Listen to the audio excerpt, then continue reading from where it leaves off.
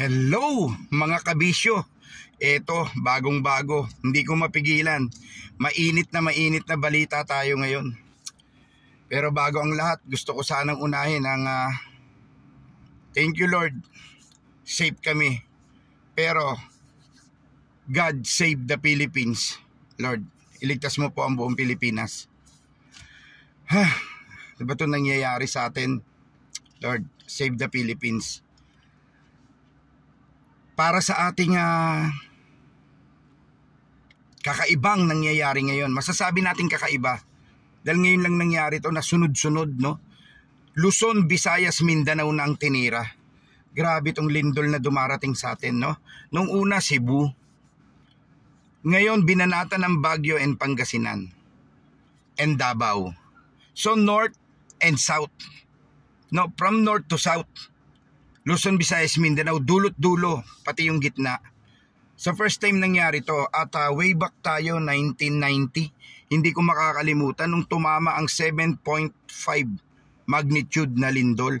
Buntis ang asawa ko sa anak ko noon, kay Jeka. No?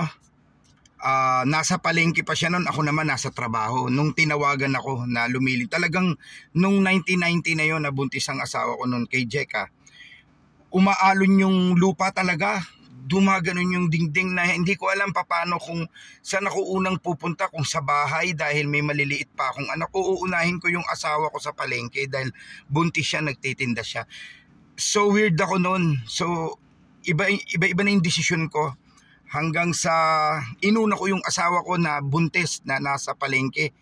Talagang umuwi ako noon, hindi ko tinapos yung trabaho dahil talagang pinauwi na rin naman kami. So alam ko naman, nandito pa naman ang biyenan ko, buhay pa ng mga panahon na yon, 1990. Nandito naman mga bayo ko, alam ko hindi pa babayaan ng mga anak ko dahil isang compound kami. So yun ano. So mga kabisyo, points to remember lang. Points kasi marami to. Hindi lang to isang point. So points to remember. Na kapag ganitong nagwa-warning na yung government, ang ating pillbox, ang lahat, ito natutunan ko lang to sa isang ahensya ng gobyerno na kapag ganitong panahon ng lindol dapat handa tayo. Dapat meron tayong isang lalagyan na malaking bag or isang malaking timba na may takip. Na kung saan laging madali siyang damputin. Nasa tabi lang siya ng pinto sa labas o sa loob. Na pag tumakbo ka, halimbawa nakaramdam ka ng lindol, yun lang yung dadamputin mo. Ano ba yung laman nun? Ano ba yung dapat natin ilagay doon? Siyempre, unang-una, medical kit. Mga gamit, mga gamot na pangunahin, pain reliever, lahat, antibiotics, may flashlight, napakahalaga ng flashlight. No? May tali, may lubid, meron kayong ilang pirasong panty, brief at damit doon na pamalit kung sakasakali. So lahat ng inaakala mong importante na pang-emergency, meron kang konting biskwit, may tubig, dahil ang tubig hindi naman na-expire. May tubig ka na doon na mineral. Maaring 3 bote, 4 na bote pang emergency. Yan, points to remember. At syempre, lahat yon meron kang lahat ng inakala mong kailangan mo. At nandyan lang yan sa tabi, yung paglabas mo, dadamputin mo. Maaring bag na malaki or balding malaki na nandun. Ito pa, kaya ko sinabing points to remember, karagdagan, importante. Nandun ang mga dokumentong mahalaga. Birth certificate, titulo ng bahay, etc. etc. Magkahiwa-hiwalay man kayong pamilya, nangyari yan sa ibang bansa, magkakakilakilanlan kayo. Diba? Magkakakilakilanlan kayo sa ibang bansa. Or dito sa Pilipinas. Dala mo yung mga magpapatunay na kamag-anak mo yan, kamag-anak ko yan, pinsang ko yan, or support, whatever. May dokumento kayong mga importante, passport, lahat. Birth certificate, lahat ng pagkakakilanlan, ID, company ID, meron kang kopya doon. May Xerox o original ang dapat nandun. Sorry, dapat nandun yung mga original. No, nangyari yan sa ibang bansa. At eto pa, Kaya nga points to remember, saan ba tayo dapat tumakbo o pumunta pagka nangyari ang lindol dito sa atin? Sa Metro Manila o sa Taguig?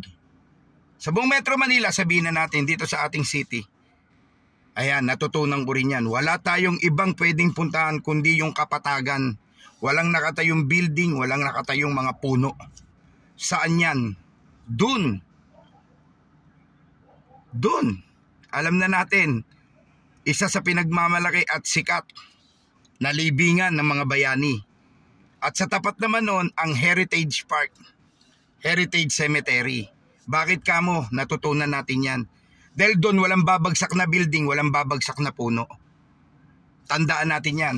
Sabihan nyo na mga kamag-anak nyo kung sakaling dumating yung the big one na sinasabing malakas na lindol sa Metro Manila at nadamay tayo.